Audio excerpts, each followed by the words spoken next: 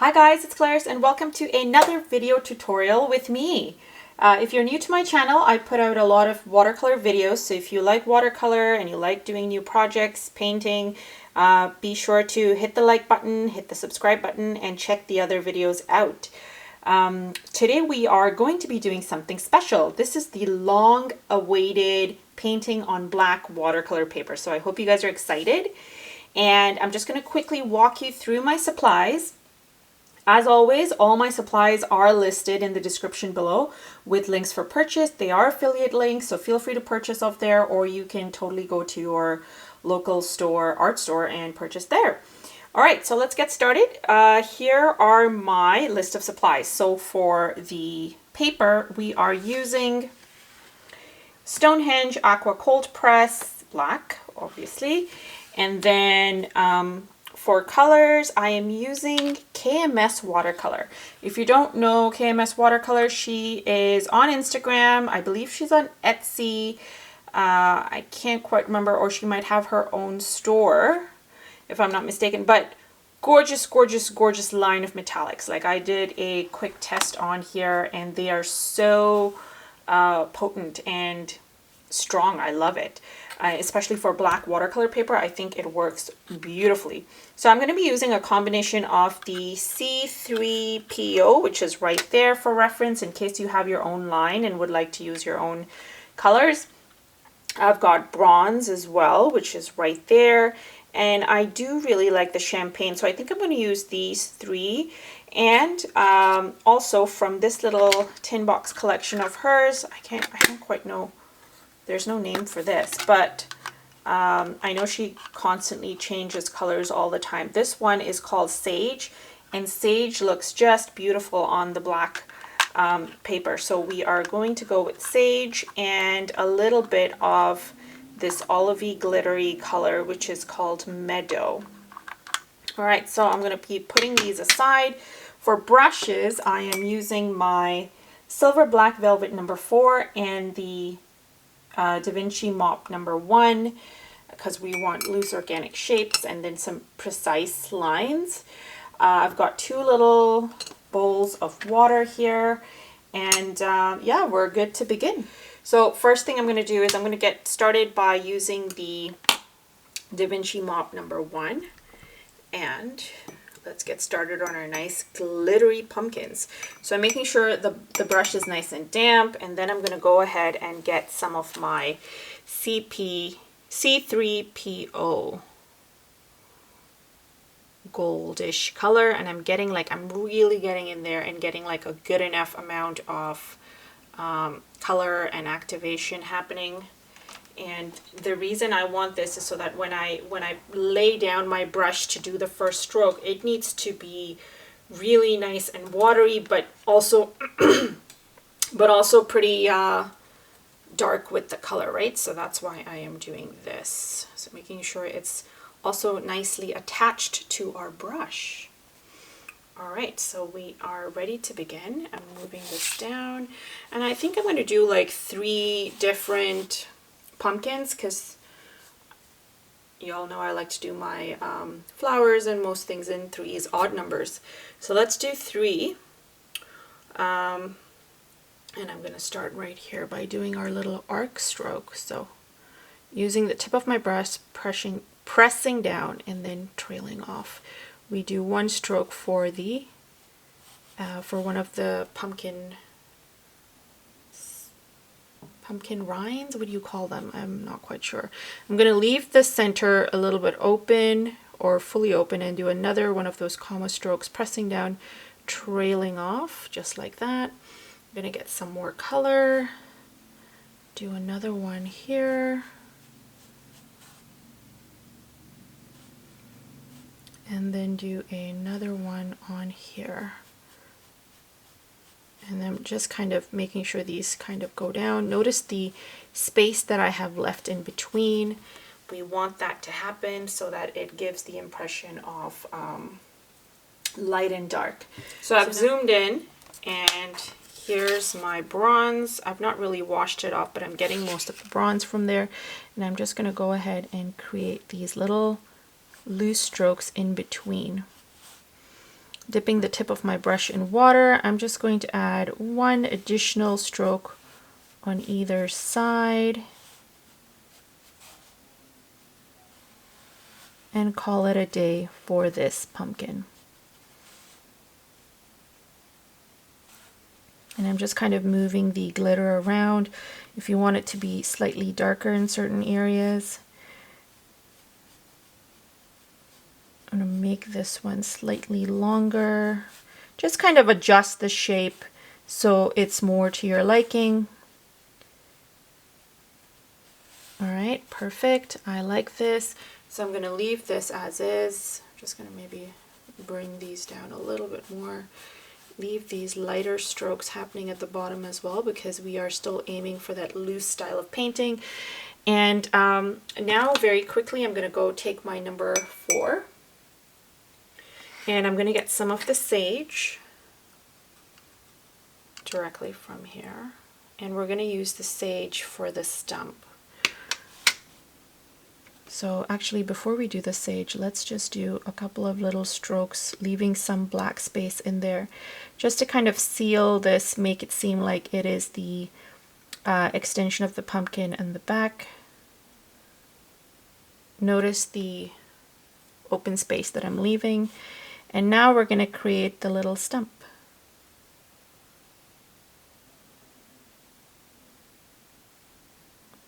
And it is still damp, so if you want to wait for it to dry off before you do this, that might be helpful. Or if you just want to go ahead and still get that nice loosey look, because I kind of like that it's flowing into some of the gold, so I don't mind that. You can totally wait then, and I'm leaving a little bit of white space, well, black space in this case, as you can see. So that's perfect. Now we can move on and do our next little pumpkin. And again, do not worry too much if your shapes are too like not perfectly round or oval, because pumpkins come in such pretty organic shapes. So you got to let your color just flow and just have fun with the idea of just having these golden little pumpkins. So for the second pumpkin, what I'm going to do is I'm going to be using a combination of these two. So I know I have a lot of gold here, but I'm going to be using a combination of the bronze and the champagne. So we're going to start off by using the bronze first. And again, I am using my mop, and I'm going to do this one slightly maybe falling over sideways and try and make this slightly smaller than this pumpkin here. So again, pressing down, trailing off.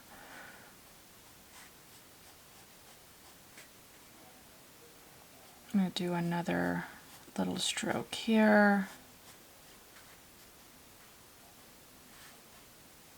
And then like a really light stroke on the side there, and then one in the center.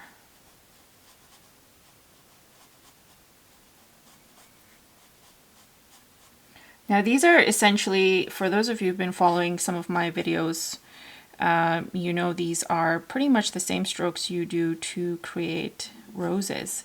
It's the comma strokes.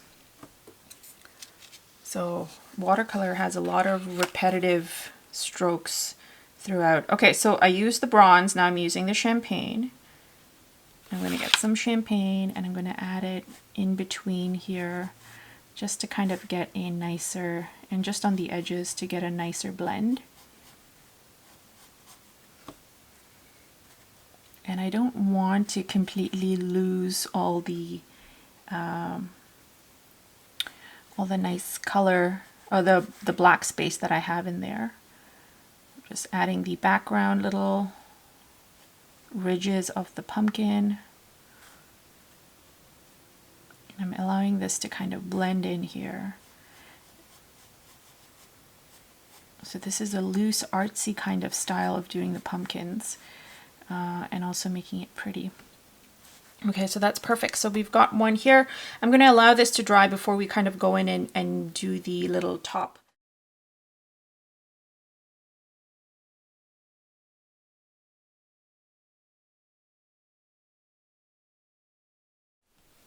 All right, so I just went ahead and did the third pumpkin as well, just because I didn't want to prolong this video and make it too long. We've already done 2. You can do the third. And now we don't need this. We are using the sage, and we're going to go ahead and create our little pumpkin stumps at the top. So this one's pretty dried up and a little bit slightly damp, but that's okay. I do kind of like the whole blending in a little bit with the gold, so I don't mind it. Okay, the stump's like getting really thick. Well, that's okay. So that's one. And then just gonna touch this one up a little bit. And then we're doing this one right here. You can even give it like a little bit of a twirl, because you know how they have a little bit of a curl at the end sometimes? I'm gonna try and do that for this one here. Maybe make yours a nicer twirl. This one isn't the best, but it's not wholly unrealistic, I guess, so all good. Okay, so as soon as I am done fixating over what that looks like, we can move on to doing the next thing. So that's good enough. I like how these have turned out. I wish I did the twirl in the others too. I think it'd be super pretty. But now we can move on to doing little vines and enhancing this and making it look a little extra pretty. Why not, right? So I think I will have some extending over here, because this is kind of not really centered, so I want to make sure that we have some sort of centering happening. Now I'm literally just creating little lines, ending off with tiny little like curls at the end. I'm going to have some at the bottom here as well.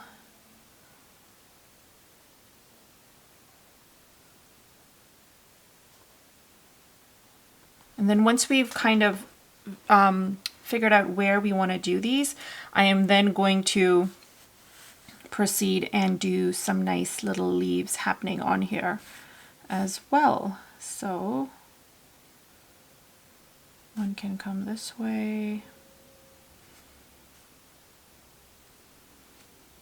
All right, so now that I've determined where I want mine, feel free to use or do yours wherever you feel fit. Now we're going to go in and create our tiny little leaves, which will enhance this and make it really pretty. So let's see. So I think these leaves, I'm going to keep them very, very simple. We're going to have leaves kind of just using the tip of your brush, press down and head towards the stem that you've painted in. Continue getting a little bit more of the sage color.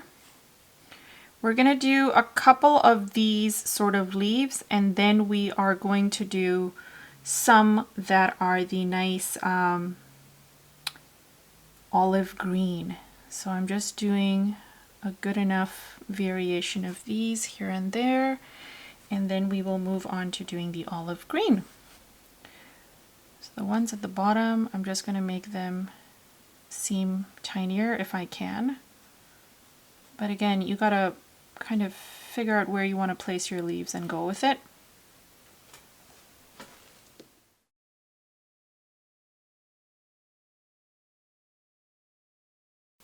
All right, so this is what it looks like. Now we are going to go ahead and get some of the olive green, which I think is called Meadow, if I'm not mistaken, by KMS Watercolours. Yes, Meadow. Okay, so same kind of leaves, same kind of idea. We're just kind of going to make extensions coming out from these branches here and create leaves that are glittery. Because why not, right? And I think it's such a pretty effect because you've got some matte looking leaves, and then you got some nice glistening leaves, and it just creates something. It adds a little bit of balance almost to your greenery that you're kind of adding in.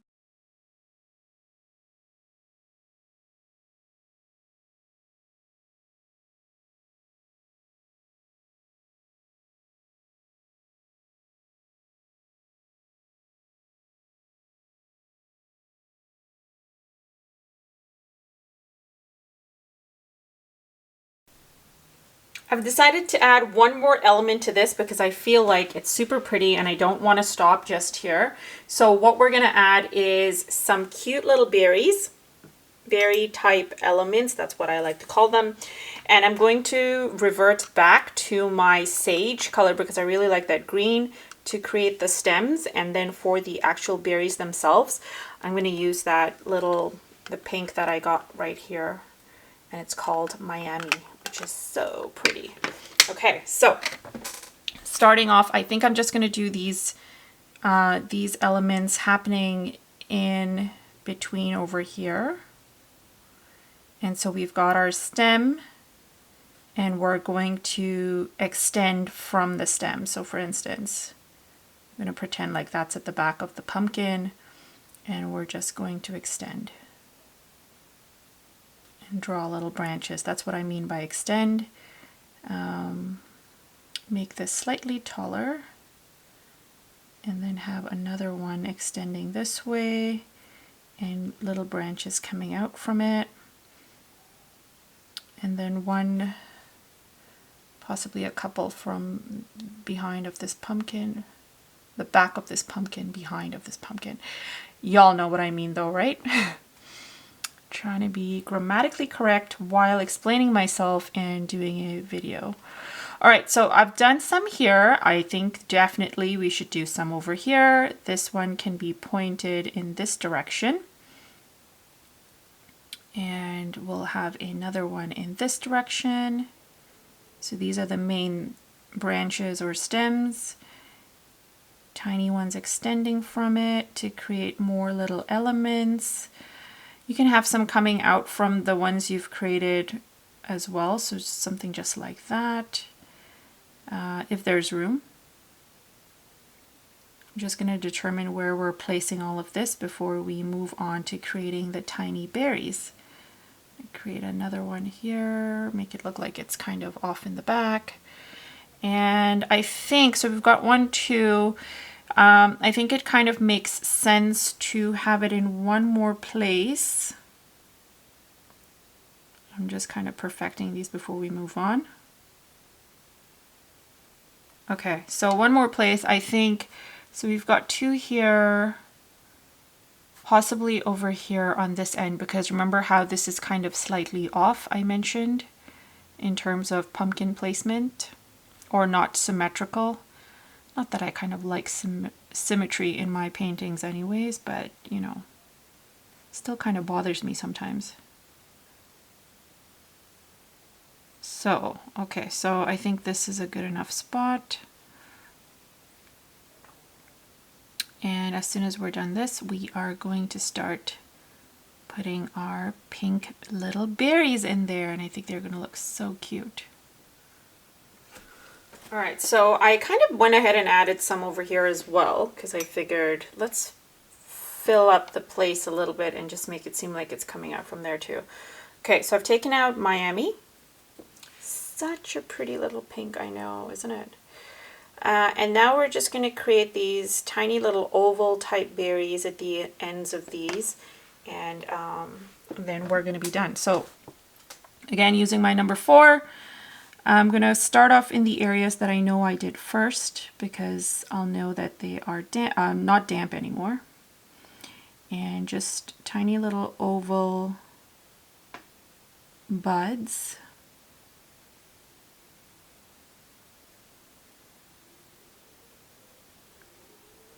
And you can already see the pop of color and how it just really is enhancing this whole painting.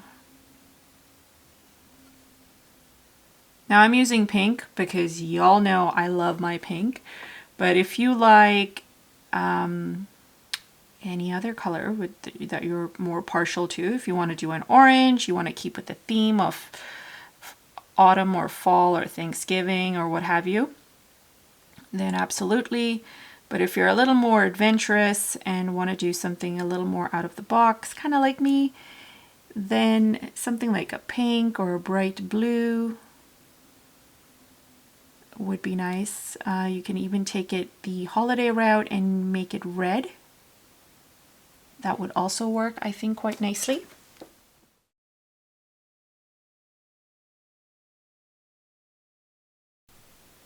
And here's the end product. So we've got our cute little pumpkins, we've got our nice little vine type leaves with a mixture of matte and shine, and then we've got our berry-like elements in a nice pop of color. So let me know, guys, in the comments what you thought of this video tutorial. I definitely think it's worth checking out KMS Metallics if you are a fan. I am really thinking if you like the strong, potent shine, she's got some really, really nice colors. So check it out. Again, all the links to supplies and everything are in the description below. And I can't wait to see your work, so please feel free to follow me on Instagram and tag me so I can see your work, or email me, or follow me on Facebook and show it to me. I just love hearing from you guys and hearing what you thought of this, so let me know. And last but not least, if you like this video, please do hit the like button and consider subscribing to my channel. Thanks, guys, for your time. Bye.